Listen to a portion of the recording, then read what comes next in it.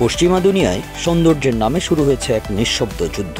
এই যুদ্ধে শরীরের হাড় পর্যন্ত সরানো হচ্ছে আর খাদ্য হয়ে উঠছে শত্রু। রিব রিমুভাল বা পাঁজরের হাড় কেটে ফেলা শুনতে ভয়াবহ লাগলেও পশ্চিমা বিশ্বে এটি এক ধরনের কসমেটিক ট্রেন্ড। বিশেষ করে যেসব নারী চান বেলিগরিব আকৃতির কোমর, তারা আশ্রয় নিচ্ছেন এই অস্ত্রোপচারের।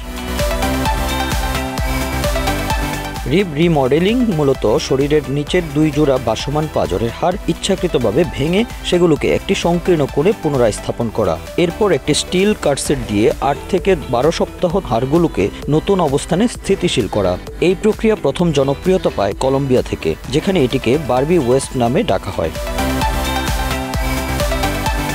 বর্তমানে যুক্তরাষ্ট্রের কিছু শহরে এবং ব্রাজিল, দক্ষিণ কোরিয়া, মেক্সিকো ও থাইল্যান্ডে এইরকম অস্ত্রোপচার যেমন rib removal, rib remodelling, rib shaping ইত্যাদি জনপ্রিয় হয়ে উঠছে, বিশেষ করে কোমরসরো আওয়ারগ্লাস ফিগার পেতে চাওয়া মানুষগুলোর মাঝে। ডাক্তারদের মতে এটি কোনো চিকিৎসাগত প্রয়োজন নয়, বরং একটি চরম দেহ পরিবর্তনের চাহিদা। ঝুঁকির মধ্যে আছে সংক্রমণ, অভ্যন্তরীণ অঙ্গের ক্ষতি, শ্বাসকষ্ট, এমনকি মৃত্যুও।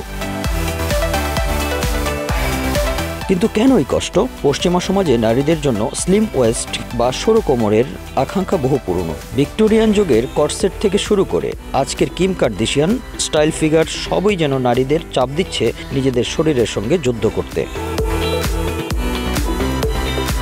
এই চেহারার জন্য শুধু অস্ত্রোপচার নয়, প্রয়োজন হয় এক কঠোর খাদ্য নিয়ন্ত্রণ, যার নাম ওয়েফার ডায়েট। ওয়েফার মানে বিস্কুটের পাতলা শীটের মতো সরু শরীর, যার জন্য একদল নারী খায় শুধু হালকা সোপ, ফলের টুকরো অথবা দিনে মাত্র 400 থেকে 500 গ্রাম ক্যালোরি। এই ডায়েট মূলত অনাহারের একটি রূপ। কারো কারো ক্ষেত্রে এটি অ্যানোরেক্সিয়া বা বুলিমিয়া নামক মানসিক খাওয়ার সমস্যায় পরিণত হয়। কিন্তু ইনস্টাগ্রামে, টিকটকে এই জীবনধারাকে রূপ দেওয়া হয়েছে ডিসিপ্লিন বা সেলফ কন্ট্রোল নামে। ওয়েফার ডায়েট আসলে এক ধরনের সামাজিক অসুখ। তরুণীরা যখন প্রতিনিয়ত সোশ্যাল মিডিয়ার মাধ্যমে নির্দিষ্ট বডি টাইপ দেখে, তখন তারা সেটিকে আদর্শ ভাবে। নিজের স্বাভাবিক শরীরকে তারা অগ্রহণযোগ্য মনে করে। ধীরে ধীরে এটি মানসিক রোগে পরিণত হয়। অনেক মেয়ে চুপি চুপি এই ডায়েটে ঢুকে পড়ে পরিবারের অজান্তে। যখন বোঝা যায় পরিস্থিতি হাতের বাইরে, ততক্ষণে শরীরের অঙ্গ প্রত্যঙ্গ ক্ষতিগ্রস্ত হয়ে গেছে। এমন অনেকেই চিরতরে সন্তান ধারণের ক্ষমতাও হারিয়েছেন।